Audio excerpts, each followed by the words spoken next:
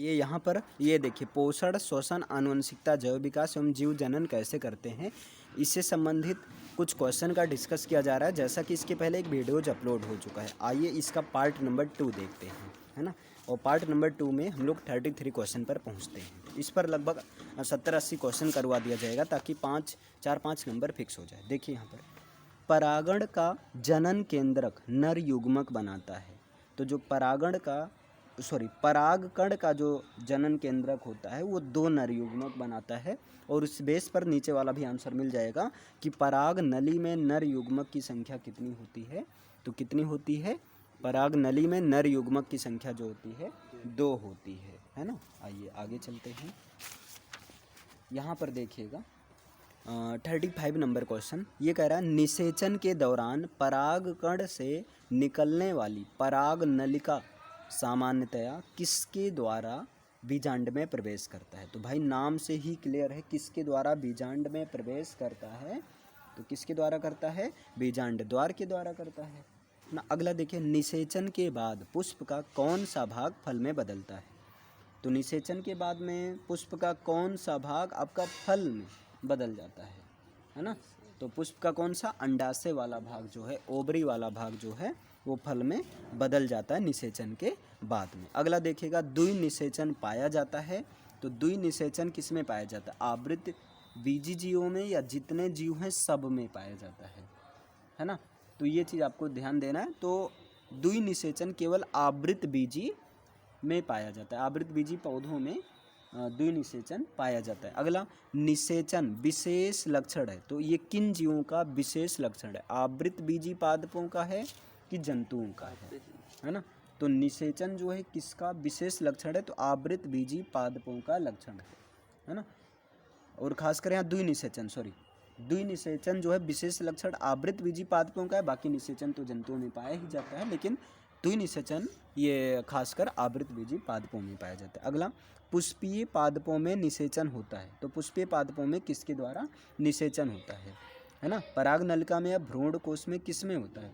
तो पुष्पीय पादपों में जो निषेचन होता है वो भ्रूण कोश में होता है ना, भ्रूण कोश में होता है। अगला, द्विनिषेचन क्रिया में जो त्रिक संलयन के पश्चात बनने वाली ऊतक का नाम क्या, मतलब द्विनिषेचन क्रिया में जो त्रिक संलयन जब होता है तो उसके बाद जो ऊतक बनता है उसका नाम क्या है, तो उसका नाम है भ्रूणपोष है ना। द्विनिषेचन क्रिया में त्रिक संलयन के पश्चात जो ऊतक बनता है उसका नाम क्या है, भ्रूणपोष है ना। अगला देखिएगा 41 नंबर, तो ध्यान दीजिएगा 41 क्या कहता है, आवृत बीजी या एंजियोस्पर्म्स भी कहते हैं। आवृत बीजी या एंजियोस्पर्म्स में निषेचनों है ना, निषेचनों उपरांत मतलब निषेचन के पश्चात बीज कवच बनता है। अध्यावरण से बनता है कि भ्रूण कोश से बनता है, ये चीज़ आपको देखना है। तो किससे बनता है, आपका अध्यावरण से बनता है। अगला देखिए, नर जनन अंगों से संबंधित ग्रंथि है। तो श्वेत ग्रंथि दोनों में होता है, प्रोस्टेट ग्रंथ ये आपका नर जनन अंगों से संबंधित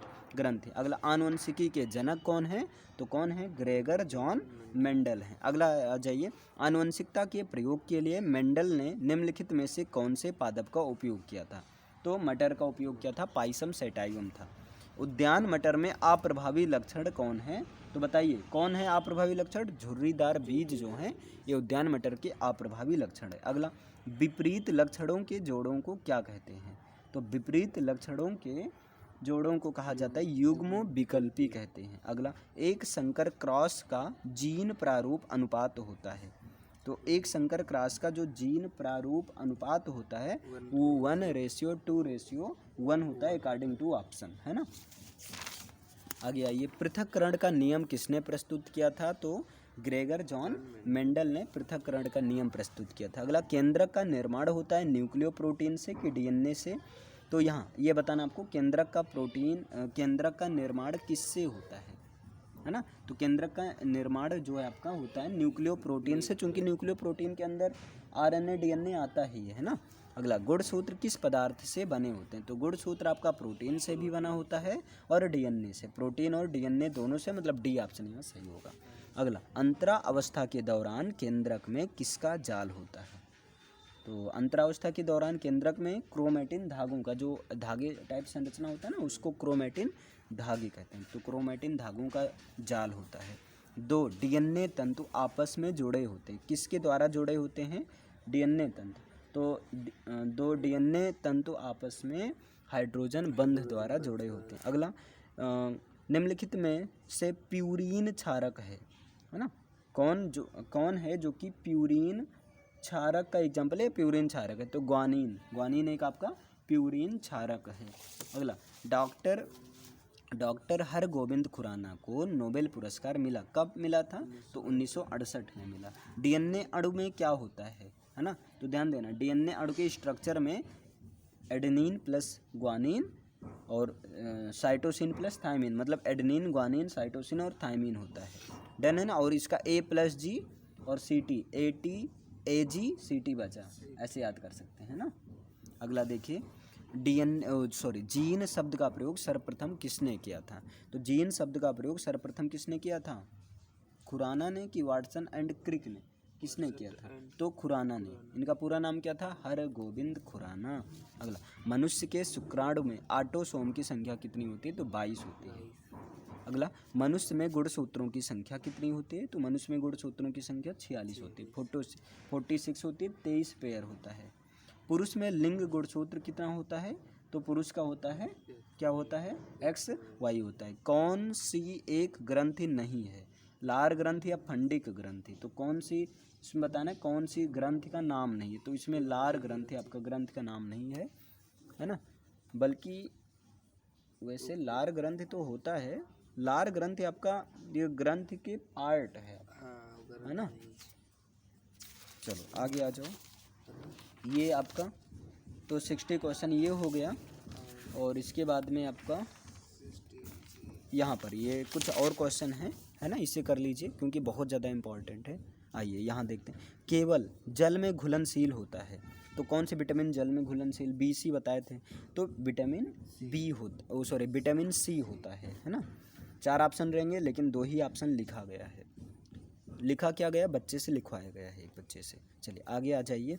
निम्नलिखित समीकरणों में से कौन सी समीकरण को प्रकाश संश्लेषण प्रक्रिया का समीकरण माना जाता है ना? अब बताओ, प्रकाश संश्लेषण प्रक्रिया को कौन फॉलो करता है? तो ये, क्योंकि यहाँ पर्णहरिम है ना, पर्णहरिम से अपने आप क्लियर हो गया कि यही वाला होगा और ये बैलेंस भी है आपका। डन।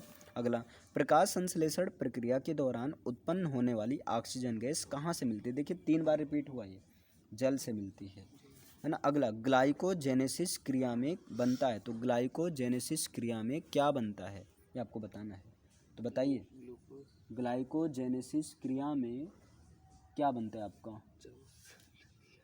तो यहाँ पर ग्लाइकोजन बनता है ना। ग्लाइकोजेनेसिस क्रिया में क्या बनता है? ग्लाइकोजन बनता है ना। अगला, प्रचलित रूप से ऊर्जा ग्रह कहलाता है तो कौन है? माइटोकॉन्ड्रिया है।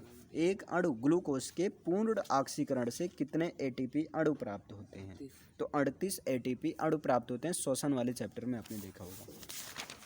आगे आते हैं। देखिए, जीवों में विभिन्नताएं उत्पन्न होती हैं तो किसके द्वारा? ये भी रिवीजन हो, अलैंगिक जनन द्वारा, बीजाणु निर्माण द्वारा। तो यहाँ पर ये एक्चुअल में देखा जाए दोनों ऑप्शन गलत है ना। जो जीवों में विभिन्नताएं उत्पन्न होती हैं वो उत्पन्न होती हैं लैंगिक जनन द्वारा। वो उत्पन्न होती हैं किसके द्वारा? लैंगिक जनन द्वारा। ध्यान देना, मेन इस पर फोकस करना है ना। जो विभिन्नताएं होती हैं वो किसके द्वारा होती हैं? लैंगिक जनन के द्वारा होती हैं। इस चीज़ को ध्यान दीजिए, यहाँ से गलत होता है ना। अगर ये चीज़ नहीं तब आप ये चीज़ बोल सकते हैं, पहले इसी पर, क्योंकि जब 4 ऑप्शन रहेगा तो वहाँ पर आपको सिलेक्ट करना रहेगा। अगर ये चीज़ नहीं है तब आप इस पर टिक लगाना है ना। आगे आ जाइए। अलैंगिक जनन मुकुलन द्वारा होता है तो मुकुलन में मतलब अलैंगिक जनन मुकुलन द्वारा कौन से जीव में होता है? ईस्ट में कि अमीबा में? तो किस में होता है ये चीज़? ईस्ट में होता है ना, ईस्ट में। अगला, मुकुलन पाया जाता है तो किस में होता है? हाइड्रा की प्लेनियर हाइड्रा में। हाइड्रा और ईस्ट में मुकुलन होता है, बडिंग कहते हैं। पौधों में कायिक परिवर्धन के लिए कौन सा भाग अधिक अनुकूल होता है? तो कायिक परिवर्धन के लिए ज़्यादा अनुकूल भाग क्या होता है? तना होता है। निषेचन के दौरान परागकण से निकलने वाली पराग नलिका सामान्यतः किसके द्वारा बीजांड में प्रवेश करती है? नाम से क्लियर है, बीजांड द्वार में प्रवेश करती है। अगला, कौन सा टेस्टोस्टेरोन हार्मोन्स का कार्य नहीं है। एक तो हड्डियों और पेशियों का विकास करना और दूसरा शुक्राणुओं के उत्पादन का नियंत्रण। तो भाई उत्पादन का नियंत्रण तो करती हैं, हड्डियों और पेशियों का विकास का काम टेस्टोस्टेरोन नहीं करती, ये केवल परेशान करती है। आगे, कौन मानव में मादा जनन तंत्र का भाग नहीं है। जैसे यहाँ 2 ही ऑप्शन लिखा है, वहाँ पर 4 ऑप्शन रहेगा, है ना। पहला आपका गर्भाशय, दूसरा शुक्र है। देखिए जितने भी शुक्र से नाम हो, है ना, समझ लेना सूक्ष्म शनिचर ये सब मतलब मेल में ही होते हैं, है ना। तो यहाँ शुक्रवाहिक। डन। आगे आगे आ जाइए। देखिए यहाँ 74 नंबर 74 कह रहा है, मटर के लंबे पादपों का क्रॉस बौने पादपों से कराने पर प्रथम पीढ़ी में लंबे मटर के पादप प्राप्त होते हैं और द्वितीय पीढ़ी में जो प्राप्त पादप होंगे, तो जो द्वितीय पीढ़ी में जो प्राप्त पौधे होते हैं वो क्या होते हैं, कुछ लंबे होते हैं और कुछ बौने, दोनों तरह के 3:1 में मिलते हैं। विपरीत लक्षणों के जोड़े को क्या कहते हैं, तो युग्म विकल्पी कहा जाता है। अगला देखिएगा, डीएनए पाया जाता है, तो डीएनए किस में पाया जाता है, केंद्रक द्रव्य में कि केंद्रिका में। अब बताए डीएनए किस में पाया जाता है, तो केंद्रक द्रव्य में, न्यूक्लियोप्लाज्म में। अगला, केवल प्रोटीन के बने होते हैं, मतलब प्रोटीन के ही बने होते हैं, वो कौन है, लाइसोसोम्स हैं कि प्रायोन्स हैं, कौन है ना। तो इसमें जो है आपका प्रायोन्स है ना, प्रायोन्स जो है केवल प्रोटीन के ही बने होते हैं। अगला, जीन शब्द का प्रयोग सर्वप्रथम किसने किया था, तो जीन शब्द का प्रयोग सर्वप्रथम किसने किया था, खुराना कि जोहानसन, दोनों में से किसने किया था, तो खुराना ने किया था, है ना सर। जोहाना, अरे एक मिनट, जीन शब्द का सर्वप्रथम प्रयोग किसने किया था, जोहानसन ने किया था। अच्छा ठीक, जोहानसन, हाँ सही है, जोहानसन ने किया था। खुराना तो पुरस्कार मिला था, नोबेल पुरस्कार। डार्विन के अनुसार नई प्रजातियों की उत्पत्ति होती है ना, तो डार्विन के अनुसार होती है प्राकृतिक वर्ण द्वारा। इन्होंने एक किताब का नाम लिखा था नेचुरल सिलेक्शन, प्राकृतिक चयन। अगला, डार्विन की सबसे बड़ी कमी क्या थी। अब डार्विनवाद पढ़े होगी तो क्लियर होगा, नहीं तो भाई ठीक है, ऐसे ऑप्शन से थोड़ा बहुत तो कवर हो ही जाएगा। डार्विन की सबसे बड़ी कमी थी जीवन संघर्ष की व्याख्या न होना या विभिन्नताओं के कारणों की व्याख्या न होना। तो कौन सा रीजन है इसमें, है ना, दूसरा है ना। अरे भाई विभिन्नताओं के कारणों की व्याख्या न होना, यही तो होगा। चलिए आपका इसमें 2-4 क्वेश्चन और देख लीजिए, बस ये आपका आज के लिए इतना।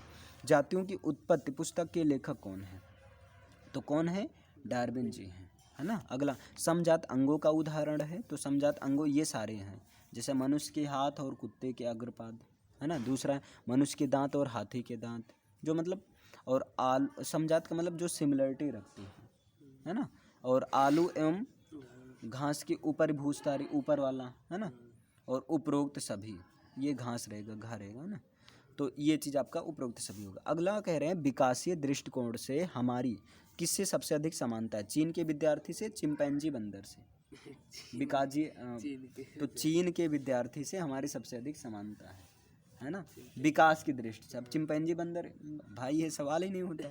विकास के दृष्टिकोण से मानव में सबसे निकटवर्ती कौन है, चमगादड़ है कि चिंपैंजी है। अब यहाँ चिंपैंजी होगा। डन है ना। तो ये 84 आपका क्वेश्चन है, यहाँ से 4-5 क्वेश्चन फिक्स है, आ जाएगा आराम से। डन। तो ये आपका दूसरा पार्ट है आपका। अब मिलते हैं हम आपको तीसरे पार्ट में।